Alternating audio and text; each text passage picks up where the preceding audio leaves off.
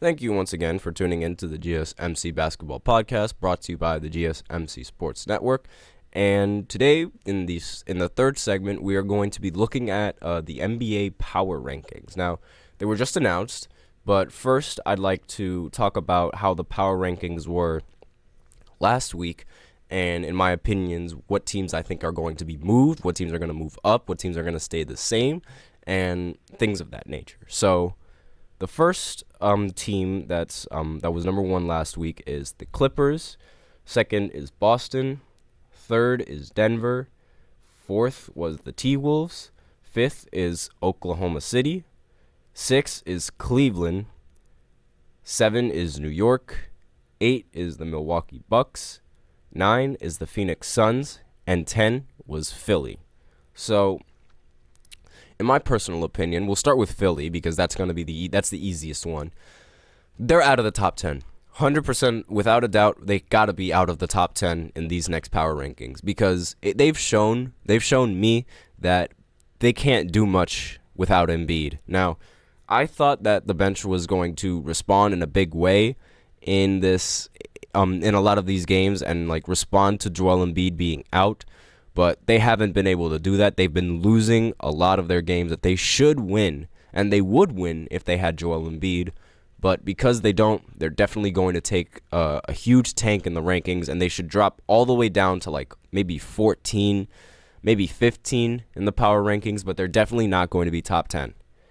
And as for Phoenix has been rolling. I know I just mentioned how they lost to Golden State, but it was off of a game winner that Steph Curry hit, so not really much that you could ask of them from there, just because it was down to the final seconds, and if Golden State can end up hitting the shot in the end. So I think even with that loss, they're going to move up because they've been playing really well they've been playing really good basketball. So I feel like they should move up and take the Bucks spot at 8, maybe even go up to 7, but I think 8 is a reasonable spot. The Bucks are without a doubt moving down to 10. They have not been very good under Doc Rivers, and it's been very disappointing because the roster that they have, it seemed like they were going to be the team to beat along with the Boston Celtics when they had their former coach. But now that Doc Rivers was put into as the head coach, it's now the entire East is up for grabs right now, apart from Boston. So the next team to beat, it's up for grabs between the Knicks and Cleveland, and arguably the Pacers if they figure out their defense. So with that in mind, the Bucks should definitely move down to 10. And the Knicks, while they don't have their best players, and because they don't have their best players, they should move up. But knowing how they don't have their best players at the moment, I feel like they're going to stay the same. And they're going to stay in that 7th spot. Maybe move down one to the 8th. The Dallas Mavericks we should expect them on the power rankings pretty soon. And they should probably be 10th or maybe 9th over the Bucks, simply because of just how well they've been playing against a lot of these teams and how they've been performing.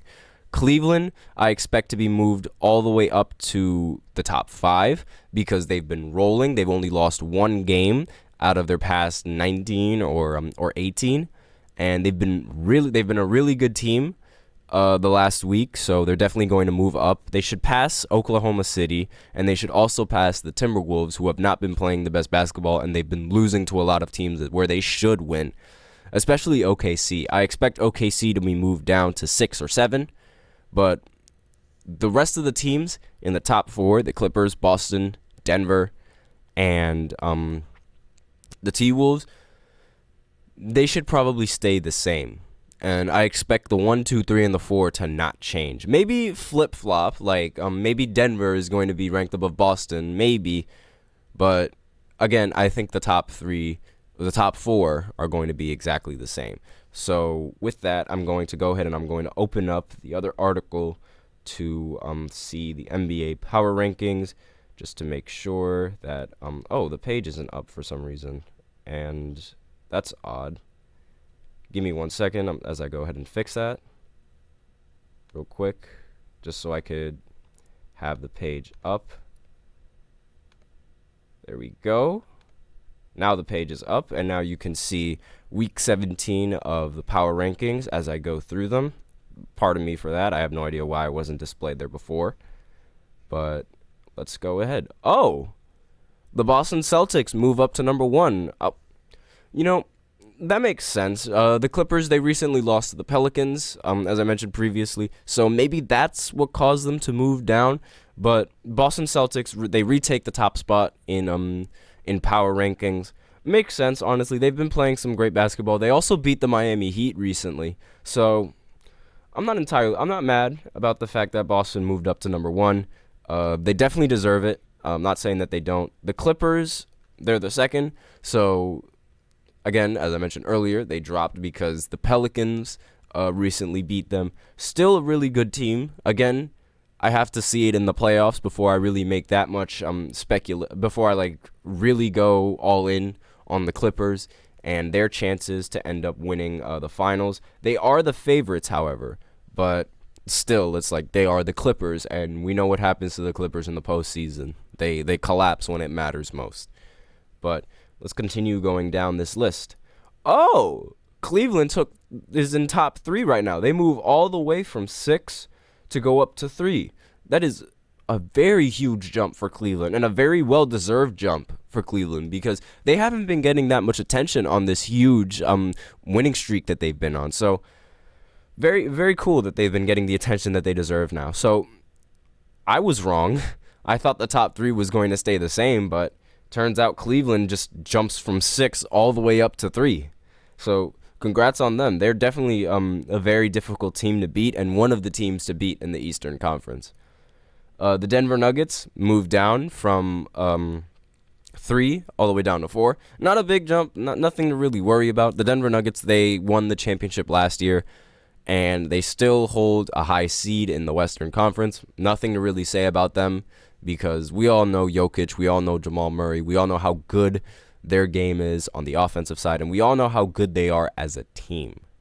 So definitely, I'm not entirely mad about that. Minnesota, they stay in the 5. They move down from 4 and go to 5, which is honestly something that I expected. I mean, actually, you know what? Scratch that. I didn't expect that, because I didn't expect Cleveland to make a huge jump, but I did expect Cleveland to be ranked above them in these power rankings.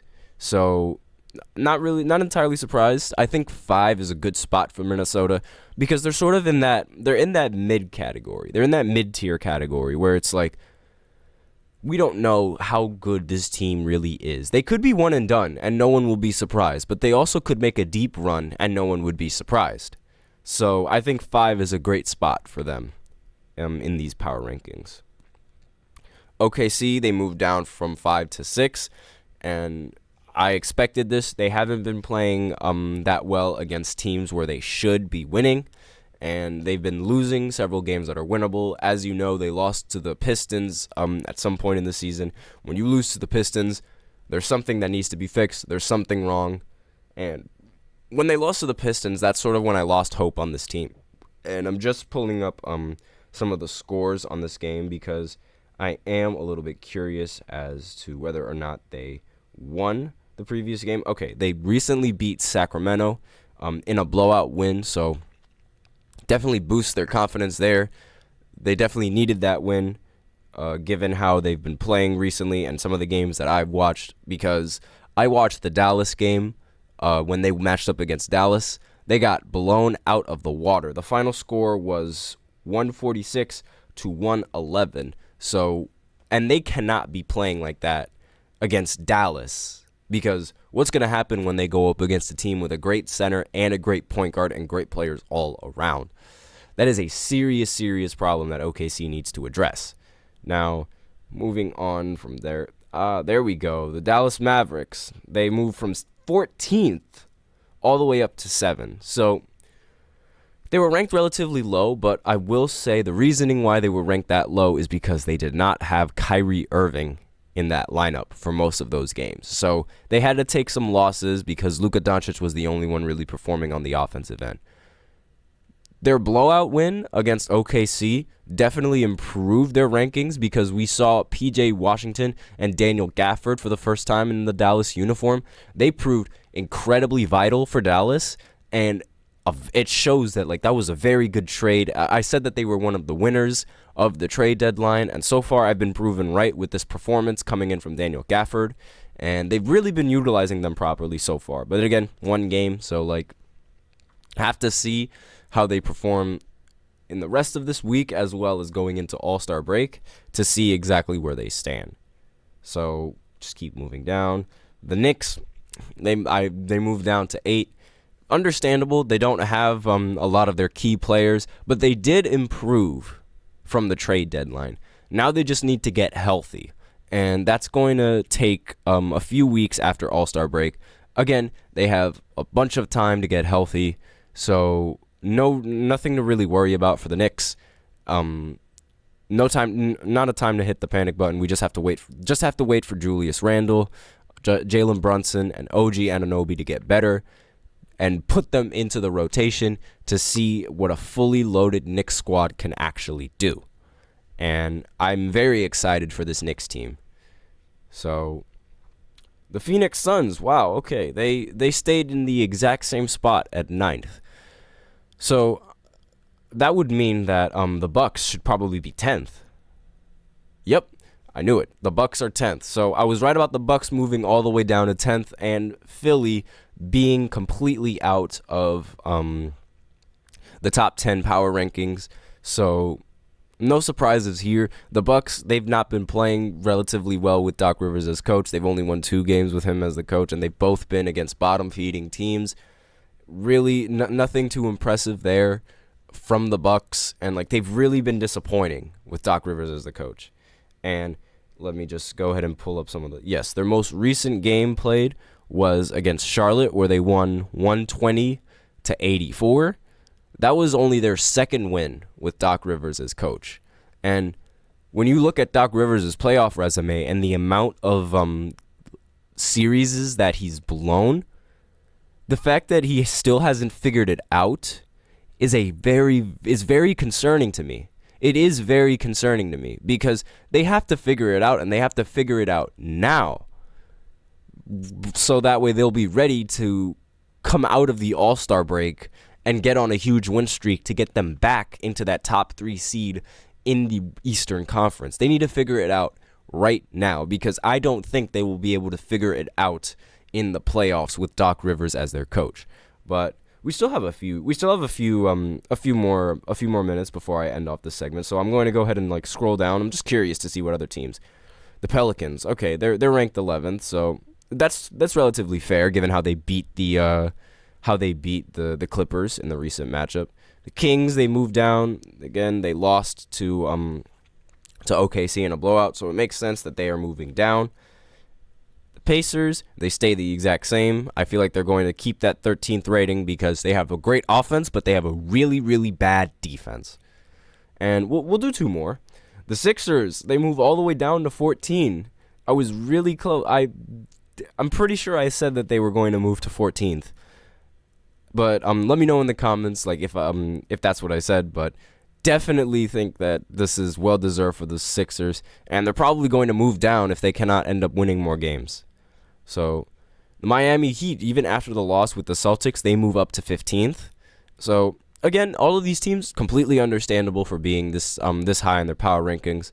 And with that, we are out of time with our 3rd segment. So tune in to the 4th segment as I'm doing something a little bit different where I'm actually going to look at some hot takes on the NBA. And I'll explain more of that after this short break.